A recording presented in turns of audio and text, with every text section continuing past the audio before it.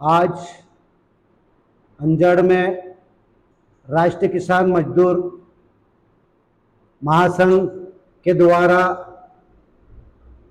मंडी का ताला लगा दिया गया था, क्योंकि सीसीआई कपास खरीदी में किसानों को समर्थन मूल्य मिलना था, वो मिल नहीं पा रहा था। किसानों की मांग ये थी कि उसमें 25% नमी तक का कपास सीसीआई खरीदे, वो भी सरकार ने जो समर्थन मूल्य तय किया उसके आधार पे खरीदी जाए, ये किसानों की मांग थी।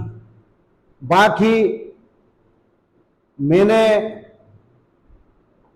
जो सीसीआई के अधिकारी थे, मैंने उनसे कहा कि आपके ऊपर जो अधिकारी है उनसे फोन पे बात करो। तो उन्होंने बात की कि किसानों की ये मांगे हैं। तो उनके जो अधिकारी थे उन्होंने कहा कि हमारे हाथ में कुछ नहीं है, ये मंत्रालय के हाथ में है। तो मैंने किसानों से कहा कि ये लड़ाई जो है पूरे देश के किसानों को रोड पे आके लड़ने की है, तब जाके अपनी फसलों का समर्थन मूल्य अपने को मिलेगा। अन्यथा ये जो सरकार है किसानों को लूटने में लगी है। कैसे लूटने में लगी है ये भी मैं बता देना चाहता हूं। अमेरिका से कपास आएगा तो उसमें जो है पहले 50% केंद्र सरकार टैक्स लगाती थी, वो टैक्स बंद कर दिया। अब अमेरिका से जो कपास आएगा उसका टैक्स शून्य रहेगा। तो उससे भारत के देश के किसानों की फसल जो कपास जो है कम रेट में बिकेगा। मतलब कुल मिला के जो सरकार जो है भारत के किसानों के साथ छल कपट कर रही है।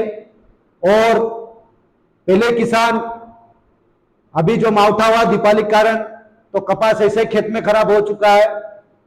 तो किसानों के पास एक तो फसल जितनी पकना थी वो पकी नहीं, पकी वो खराब हो गई। किसान ऐसे आर्थिक तंगी से परेशान है।